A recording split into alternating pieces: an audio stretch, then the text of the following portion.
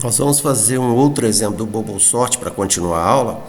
E aqui tem dois links. Esse link é bem educativo, é bem simples. Esse aqui da Universidade São Francisco, na Califórnia, é muito legal, tem toda a comparação de todos os métodos, é muito interessante. Vale a pena depois vocês darem uma olhada. Vamos lá. Então esse aqui foi feito na aula, mas eu vou recordar aqui para vocês entenderem como é que é o algoritmo. Então, a primeira passada do BoboSort, qual a ideia do BoboSort? É empurrar sempre o maior em cada passada para o final do arquivo. Então, na primeira passada, eu pego o maior elemento e coloco lá no final. Vocês vão ver que o maior elemento aqui é o 93, vou empurrando ele até lá, ó, vai chegar lá até o final, o 93. Então, primeira vez, o que ele faz? Ele compara esses dois. Esse é maior que esse? Então ele troca. Aí vai lá. De novo, trocou de posição, continuou. Ele estava aqui na posição 0, aí o ponteiro passou para a posição 1, ele compara de novo. Esse é maior que esse? Não. Então não troca. Aí ele incrementa o i, vai para o 2. Esse é maior que esse? Troca. Aí vai continuando, ó. Troca, troca, troca, troca, troca. Aí ele para na primeira passada nessa posição. Ou seja, vamos supor que isso aqui seja uma variável que eu tenha contando aqui, ó, uma variável i, né? Então, estou incrementando ela. Ela para aonde? No tamanho do vetor menos 1, né? Então, por exemplo, o tamanho do vetor são 9, menos 1 dá 8. Ou seja, quando ela chegar a 8, ela para. Então, nós vamos fazer como se ela parasse no 7.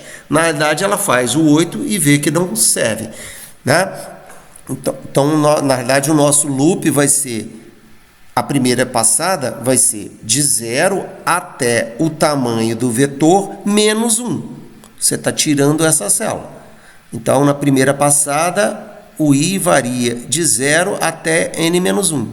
Então, o i varia de 0 até n-1. Tá? O i varia de 0 até n-1.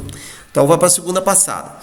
De novo, ó, você vai incrementando o i, né? E em cada posição você vai trocando. Ó, se for maior, esse maior que esse, não. Então, não troca. Troca, troca, troca, troca, troca, troca, troca. Olha lá, ele para aqui, ó. O i vai parar agora na posição, ó, agora, na segunda passada, ele vai de 0 até n-2.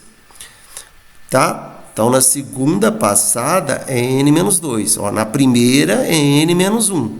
Então, isso aqui é importante depois. Então, o i está aqui. E vai fazendo essa mesma coisa, né? Terceira passada, ele vai parar no i-3. Ó. Ele vai parar aqui. Ou seja, ele vai empurrar o maior até nessa posição.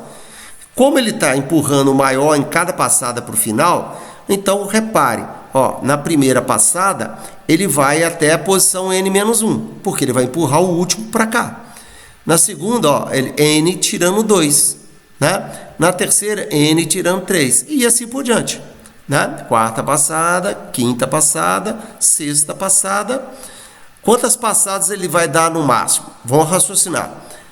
O nosso vetor tem tamanho 9. Então, ele vai dar 8 passadas na pior hipótese. Né? Porque ele está empurrando o maior elemento sempre para o final. Então, vamos raciocinar. Na nona passada, se ele desse a nona passada, ele ia empurrar esse para o lugar dele, que é esse mesmo, né? Que seria o menor para o lugar dele. Porque os 8 para frente já estão na posição dele.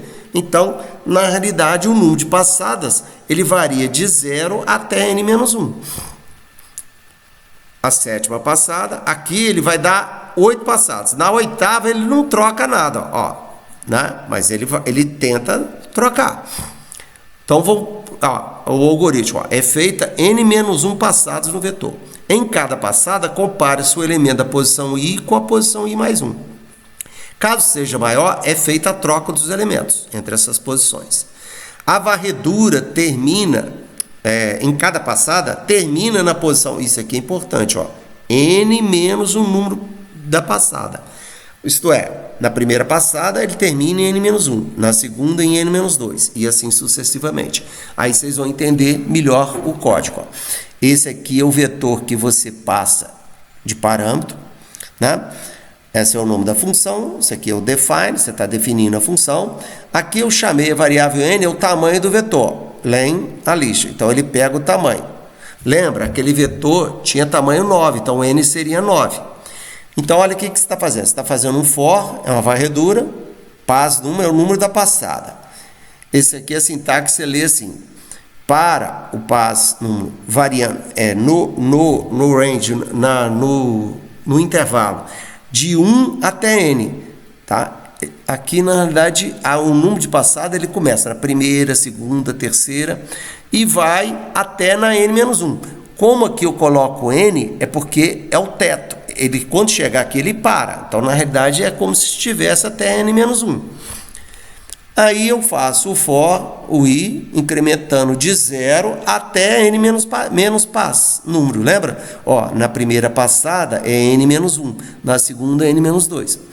Para cada passada do i, você compara a posição do i com a posição do i mais 1.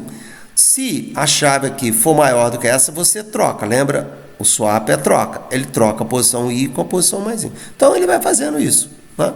Vai fazendo, até terminar o processo. Agora vamos raciocinar. Esse é o que geralmente vocês vão ver esse código, tá? Mas eu gosto de fazer um código melhorzinho do Bobble. Vamos raciocinar.